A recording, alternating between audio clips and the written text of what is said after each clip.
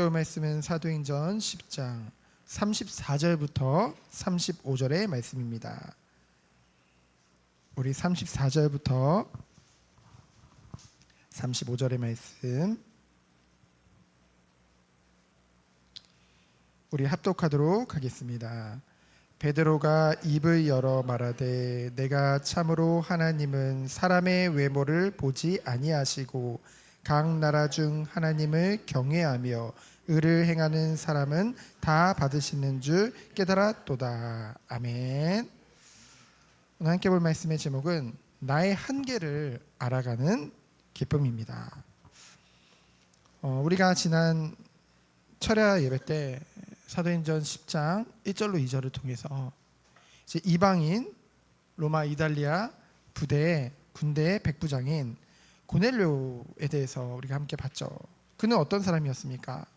하나님을 경외하고 하나님을 경외하기에 백성들을 구제하고 그리고 항상 기도하는 사람이라고 했죠.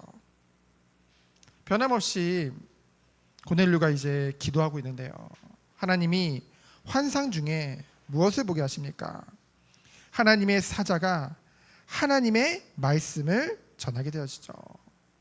내 기도가 너의 구제가 하나님 앞에 상달되어 기억하신 바가 되었다고 했습니다. 우리 이 장면을 통해서 무엇을 깨달을 수 있습니까? 우리가 정말 기도하는 모든 것들이 그리고 우리가 정말 이웃을 사랑하며 구제하는 그 모든 것들이 하나님 앞에 잊혀지지 않고 다 기억되고 다 하늘 상급으로 쌓여가는 줄 믿습니다.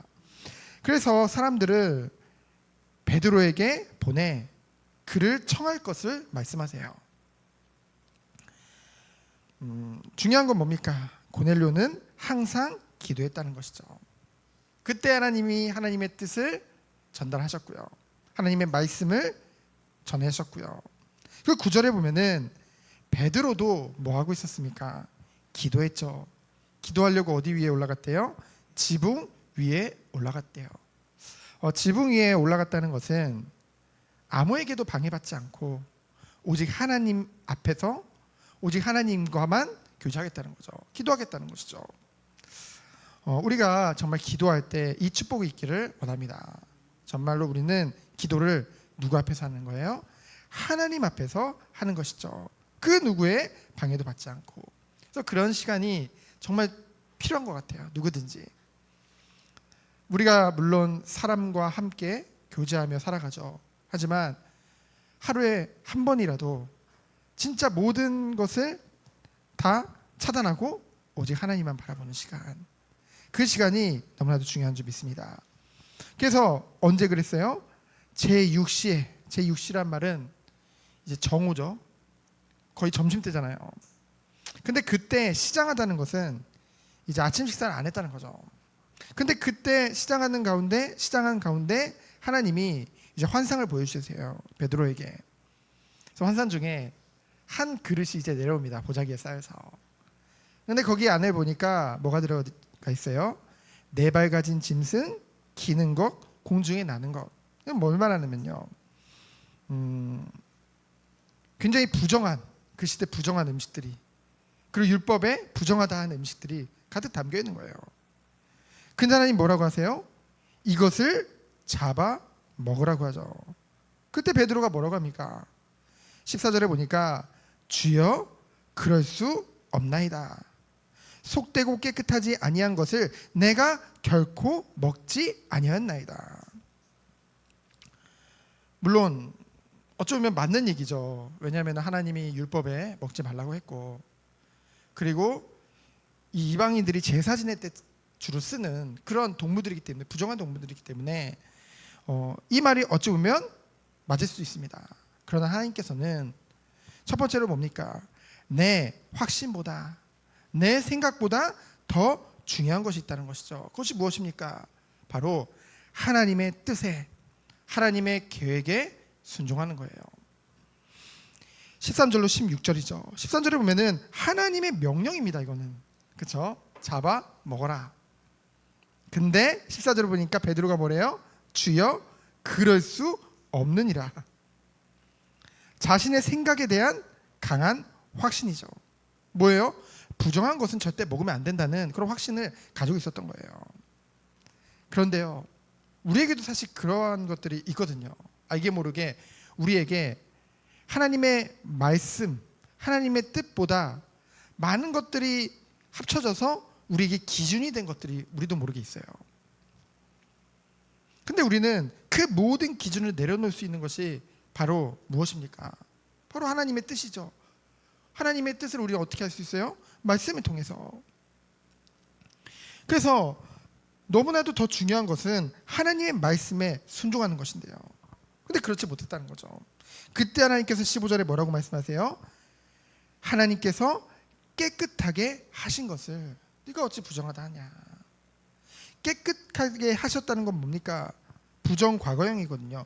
이미 하나님께서 깨끗하게 하셨다는 거예요. 하나님의 주권적인 의지에 따라서 이 음식 규례를 폐지하셨다는 거죠. 여러분, 더 정확하게 말하면 뭐냐면요, 이것은 우리가 믿는 예수 그리스도의 그 십자가 사역에 기인한 것입니다. 구약의 율법 가운데 제사법과 성결법이 있죠. 우리가 출애굽기 쭉 보면서 봤잖아요. 자세히 보진 않았지만은 읽어봤잖아요. 그것을 의식법이라고 하거든요. 이 법을 제정하는 데는 뭡니까? 하나님의 구속사역의 원리를 설명해 주기 위해서, 바로 오실 그리스도를 예표한 것, 그것이 바로 이 제사법과 성결법이거든요. 그래서요, 그리스도께서 약속대로 이 땅에 오셔서 십자가에서 우리를 구속하시기 위해 자신을 희생하셨죠. 대속하셨죠. 그 희생사역으로 말미암아 뭐예요? 모두 성취된 거예요. 그렇기 때문에 더 이상 그 제사법이나 성결법에 이거한 그 의식법의 구속력을 상실한 것입니다. 더 이상 그 법이 구속할 수 없는 거예요. 왜요? 그리스도께서 다 성취하셨기 때문에. 그래서 어떤 음식에 대해서도 의식적으로 깨끗하다, 깨끗하지 않다, 그러한 구분이 없어진 거죠. 그것을 지금 말하고 있는 것입니다. 이건 무엇을 말하냐면요, 결국 이것도 상징적인 의미를 담고 있습니다. 이 유대인이었던 베드로는요, 그 유대인들은 이방인들을 굉장히 짐승보다 못하게 보잖아요. 그렇죠? 여전히 그런 의식이 있었던 거예요. 그러다 보니까 이방인과 교제하는 것은 불법이다, 그건 부정된 거다라는 생각이 있었거든요. 그리스도의 구속사역 성취되기 이전에 예표적으로 하나님 주셨던 것, 그것을 여전히 붙잡고 있었던 것이죠. 그것은요, 도리어 뭐가 되는 거예요? 하나님이 약속하신, 예수님이 약속하신 땅끝까지 이르러 내 증인이 되리라. 온 유대와 사마리아 땅끝까지 이르러 내 증인이 되리라. 온 이방에 이 복음이 증거되는 그 이방 선교의 장애물이 될 뿐이라는 거죠. 그것은 뭡니까? 결국은 배운 것, 자기는 믿음이라고 생각했지만은 하나님의 뜻에는 어긋나는 거예요. 그래서 결국은 이 장면을 통해서 하나님 무엇을 설명하고자 원하십니까? 정말로 구원의 복음이 전 이방인에게 전해지려는 것은 하나님의 완전하신 뜻이라는 거죠. 그래서 우리는 늘 전도와 선교를 마음에 담고 인도받을 줄 믿습니다. 하나님은 우리를 통해서 이 복음이 이방인에게도 전달되기 원하세요. 두 번째로 뭡니까? 하나님의 뜻을 모른다는 핑계죠. 10절로 42절입니다. 10절에 보면은 이러한 이제 그 환상을 봤죠. 네 가지 동물이, 내가 그 음식이 내려오고 부정한 음식 먹기 싫다고 그랬는데 하나님이 맞다, 이거는 내가 깨끗하게 했다, 그러니까 먹어라. 그 3번 반복하고 이제 그걸 먹게 되고, 근데 그것이, 그 환상이 무슨 뜻인지 속으로 의아해했다고 했어요. 17절에 보면은 이건 뭐냐면요, 베드로가 분명히 하나님이 이 환상을 보여주셨을 때는 내게 이것을 근거로 해서 행하기를 원할 텐데, 하나님의 뜻을. 근데 하나님의 뜻이 잘 모르겠는 거예요. 헷갈리는 거예요. 구체적으로 모르겠는 거예요. 그러니까 어떻게 행할지 고민했던 거죠. 그때 뭐예요? 하나님께서 딱 그 시기에 고넬료의 하인들을 그에게 보내주십니다. 좀 응답이죠. 성령 인도죠.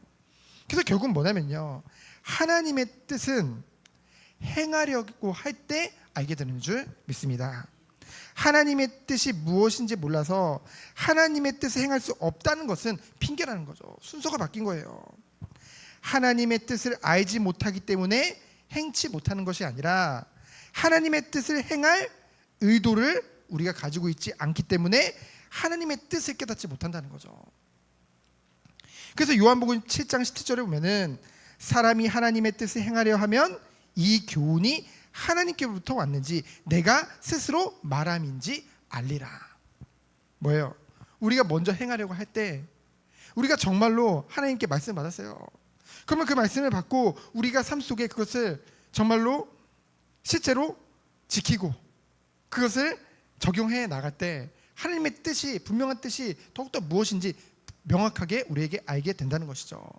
그러면서도 우리에게 처해진 모든 것들을 분별할 수 있는 그런 분별력이 우리에게 생긴다는 것입니다. 사실 그것이 응답이죠. 그래서 베드로가 하나님의 뜻을 어떻게 행할지 고민할 때 하나님은 두 사람을 보내서 그 뜻을 더욱더 베드로에게 명확하게 알게 하신 거예요. 그때 23절에 보면 뭡니까? 이방인들과 절대 접촉할 수 없다고 생각했던 베드로가 그들을 자신의 집에 자기가 묵고 있는 그곳에 같이 유숙하게 하죠. 이제 하나님의 뜻을 깨달으니까 조금씩 달라지는 것입니다. 그래서 24절에 보면은 이제 그 두 고넬료의 하인들과 이제 고넬료에게 가요. 근데 24절에 보니까 뭐래요? 고넬료가 그의 친척과 가까운 친구를 모아놓고 기다리고 있었다고 했죠. 저는 이 장면을 보는데 이번 추석 연휴가 생각나더라고요. 물론 저희 집은 뭐 친가 쪽은 거의 다 믿고 그렇죠. 그러니까 그렇긴 하지만은 어쨌든 뭡니까?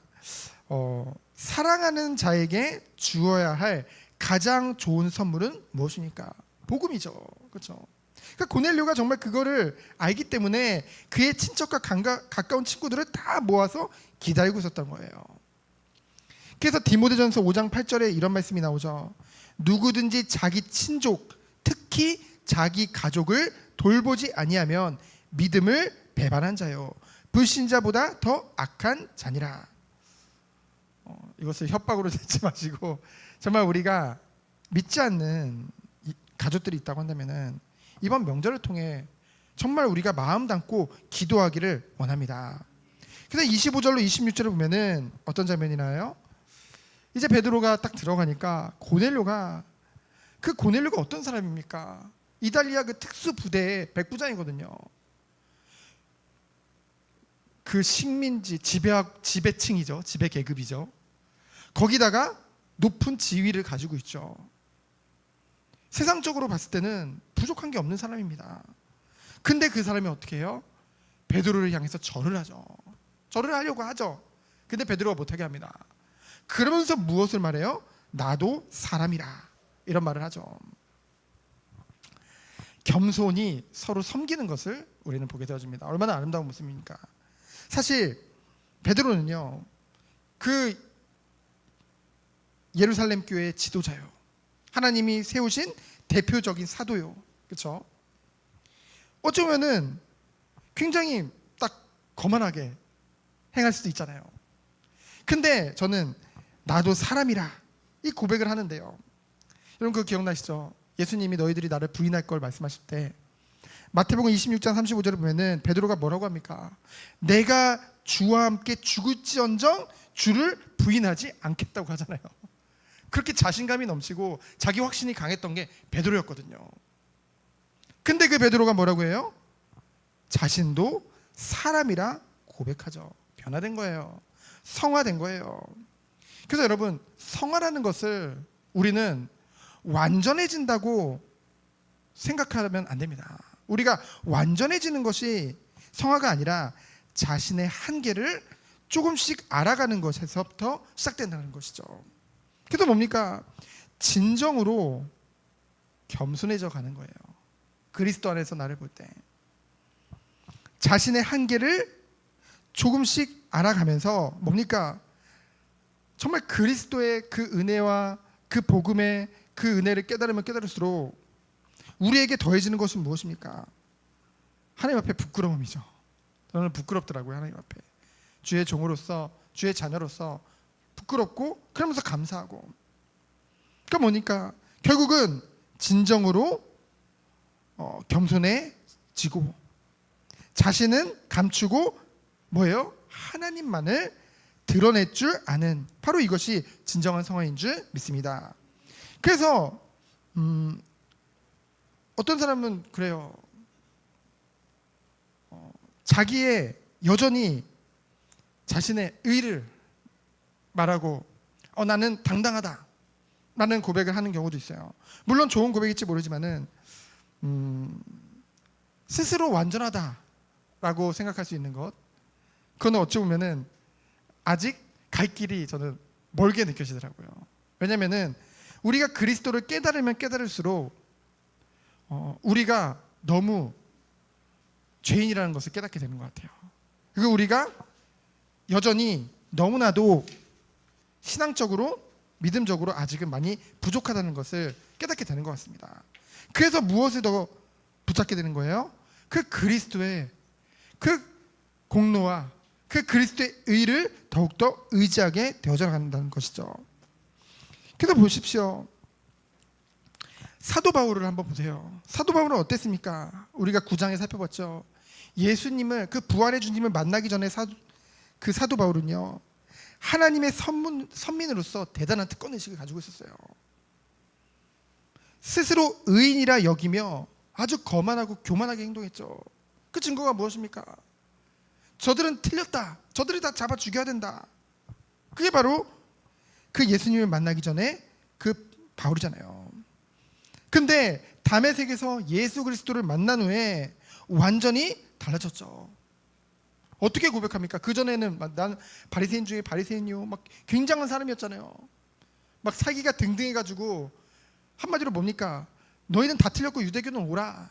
내가 알고 있고 내가 믿고 있는 것이 다 오라. 너희는 다 틀렸어. 이랬던 바울이요. 나는 완전해. 나는 의인이야. 이랬던 바울이요. 고린도전서 15장 8절에 보면은 자신이 만삭되지 못한 자와 같다고 했어요. 그 시대에 만삭되지 못했다는 것은 그 시대에는 굉장히 저주를 받고 굉장히, 이렇게 표현하면 좀 미안하지만 덜 떨어졌다, 이런 의미거든요. 게다가 또 뭐라고 고백합니까? 디모데전서 1장 15절에 보면은 자신을 죄인 중에 괴수라고 표현을 합니다. 자신이 가지고 있었던 모든 인간적인 자긍심이 얼마나 헛된 것인지를 깨닫게 되는 거예요. 바른 복음을 깨달으면은, 정말 주님을 만나게 되면은요, 곧 자신의 한계를 깨닫는 거죠. 자신이 한없이 보잘것없고 초라한 존재임을 인식하게 되는 거죠. 이것은요, 뭔가 그 스스로의 자존감이 확 떨어지는, 그걸 말하는 게 아니죠. 반대죠, 반대. 자기 부인이죠. 그래서 그 이후로 어떻게 됩니까? 더 이상 자신을 의지하거나 드러내려 하지 않고 오직 하나님만을 의지하고 하나님만 나타내는 삶, 그것을 향해 달려가는 그런 바울의 모습을 보게 되어집니다. 이것이 바로 성화라는 것이죠. 그래서 우리는 정말 무엇을 깨닫기 원합니까? 예배 때마다, 말씀을 들을 때마다 우리 이것을 깨닫는 거예요. 우리는 하나님 없이는 전혀 무가치하고 무능력한 존재임을 깊이 인식하게 되기를 축원드립니다. 그래서 뭐예요? 그게 되어지면은 우리는 매 순간 하나님만을 의지하고 하나님만을 드러내는 삶을 살아가기를 정말 기도하며 소원하게 된다는 것이죠. 그래서 빌립보서 3장 7절로 8절에 보면은 내게 유익하던 것을 다 해로 여긴다. 그러면서 뭐라고 고백합니까? 나는 오직 그리스도 안에서 내가 발견되길 원한다. 내게 있는 것은 모두 다 나의 공로나 나의 의가 아니요 하나님께로부터 난 의다. 그 고백을 하죠, 바울이. 우리도 그 고백 속에 들어가기 원합니다. 다시 본문으로 돌아가세요. 29절에 보니까 그래서 하나님의 말씀에 순종해서 이곳에 왔다는 거예요. 그래서 고넬료가 이제 자기가 환상을 통해서 하나님이 알려주신 것을 이제 전하죠. 그러면서 33절에 중요한 말을 합니다. 우리는 주께서 당신에게 명하신 모든 것을 듣고자 하여 다 하나님 앞에 있나이다. 여러분, 말씀은 누구 앞에서 하는 거예요? 누구 앞에서 듣는 거예요? 하나님 앞에서 듣기를 원한다는 거죠. 그때 베드로가 고백합니다. 오늘 읽은 본문이죠. 하나님은 외모를 보지 않고 각 나라 중에 하나님을 경외하며 의를 행하는 사람은 다 받으시는 줄을 깨달았노라. 여러분, 우리가 의를 행해서 구원받는 것이 아닙니다. 우리가 의로워서 구원받는 게 아니잖아요. 우리는 오직 예수 그리스도를 믿음으로만 구원받는 것입니다. 그러면 우리가 우리의 삶 또한 어떻게 거룩하게 되어져 가나요? 우리를 거룩하게 하신 그 그리스도의 의에 의지해서 우리 또한 거룩을 이루어 나가는 것이죠. 그래서 마지막으로 뭡니까? 그의 이름을 힘입어. 43절로 48절이죠. 다른 이름은 없다는 거예요. 43절에 보니까 모든 선지자도 증언한 오직 예수 그리스도를 믿음으로 죄 사함을 받았다는 것을 고백합니다. 이때 뭐예요? 이방인들, 이 고넬료와 거기 모인 모든 고넬료의 가족들과 친지들과 모든 자들이 어떻게 됩니까? 그 위에 성령이 임하게 돼요. 예수 그리스도의 이 복음이 증거되었을 때, 그때 그들에게 뭐입니까?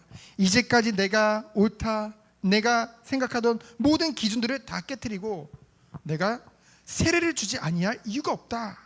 그러면서 한 사람 한 사람에게 이제 세례를 베풀게 되어지죠. 그래서 오늘 말씀을 통해서 우리에게 주시는 하나님의 그 뜻은 무엇입니까?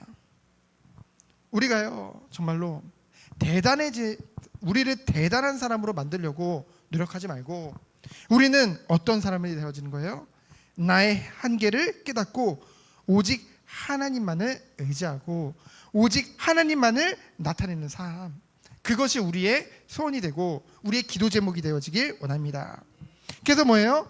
하나님이 우리를 통해 이 축복을 누릴 때 도리어 우리를 낮추고 우리를 감추는데 우리 안에 그리스도가 드러나고 그 은혜가 드러나고요. 그래서 이번 명절 추석 연휴 동안 정말로 우리를 통해 하나님이 이방인이 돌아오는, 정말 믿지 않는 자들이 돌아오는 그런 새 일을 행하실 줄 믿습니다. 그 축복이 우리 모든 성도님들이 있기를 예수 그리스도 이름으로 축원드립니다. 시간 기도합니다. 하나님 감사합니다.